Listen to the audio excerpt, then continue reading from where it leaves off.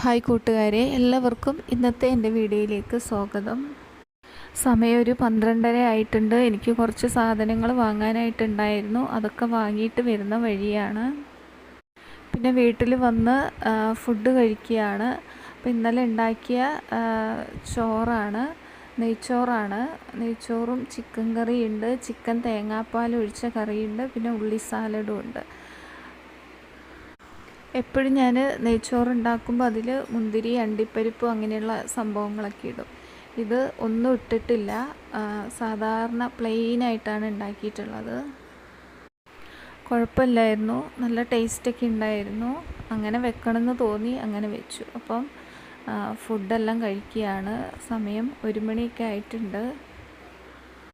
അങ്ങനെ കുറച്ച് നേരം കിടന്നു. 4 മണിക്ക് ആയപ്പോൾ ഇതാ അരി വറുത്ത് പൊടിക്കാൻ വേണ്ടിയിട്ടാണ്. അപ്പം ഇതാ കുറുവ അരിയാണ് എടുത്തിട്ടുള്ളത്. കഴുകി ഉണക്കി വെച്ചിട്ടുണ്ടായിരുന്നു. അപ്പോൾ അത് ഇങ്ങനെ വറുത്ത് പൊടിച്ചാൽ നല്ല ടേസ്റ്റാണ്. അപ്പം അത് വറുക്കുകയാണ്. അപ്പോൾ 4 മണിക്ക് ഇത് ഉണ്ടാക്കണമെന്ന് തോന്നി, അങ്ങനെ ഉണ്ടാക്കുകയാണ്. ഇങ്ങനെ ഒരു രീതിയിൽ എല്ലാവരും ഉണ്ടാക്കുമെന്നറിയില്ല. ഞാൻ ഇടയ്ക്ക് ഉണ്ടാക്കാറുണ്ട്. നല്ല ടേസ്റ്റാണ്. ഇത്തിരി പഴമൊക്കെ ഉണ്ടെങ്കിൽ അതിൽ കുഴച്ച് കഴിക്കാൻ വേണ്ടിയിട്ട് സൂപ്പറാണ്. നമ്മൾ അരി പൊടിച്ചിട്ടും ഉണ്ടാക്കും. ഇത് പെട്ടെന്ന് നമുക്ക് ഉണ്ടാക്കാൻ വേണ്ടിയിട്ട് പറ്റുന്ന ഒന്നാണ് കേട്ടോ.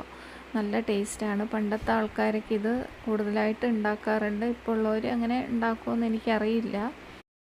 അരിയെല്ലാം നല്ല രീതിയിൽ മൊരിച്ചെടുക്കണം, അപ്പോൾ തന്നെ ടേസ്റ്റ് ഉണ്ടാവുള്ളൂ. അപ്പോൾ തുടരെ ഇളക്കിക്കൊണ്ടിരിക്കണം. ചട്ടി ചൂടായി കഴിഞ്ഞാൽ പെട്ടെന്ന് തന്നെ നമുക്കായി കിട്ടും. വേഗം വേഗം ഇളക്കി കൊടുക്കുകയാണെങ്കിൽ പെട്ടെന്ന് തന്നെ നമുക്കായി കിട്ടും.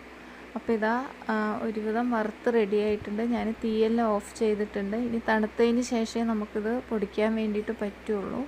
അപ്പോൾ തേങ്ങ വേണം. ഞാൻ ഒരു മുറി തേങ്ങ ഇവിടെ ചിരണ്ടി വെച്ചിട്ടുണ്ട്. പിന്നെ വെല്ലം വേണം, ഏലക്ക, കുറച്ച് ഏലക്ക, ഒരു 3-4 ഏലക്ക കൂടി വേണം. അപ്പോൾ ഇതാ മിക്സിയിലേക്ക് ഇട്ട് കൊടുത്തിട്ടുണ്ട്. ഇനി നമുക്ക് കുറേശ്ശെയായിട്ട് പൊടിച്ചെടുക്കാം. അപ്പോൾ ഇതാ കുറച്ച് പൊടിച്ചിട്ടുണ്ട്. അത് നമുക്കിതാ ഒരു പാത്രത്തിലേക്ക് ഇട്ട് കൊടുക്കാം.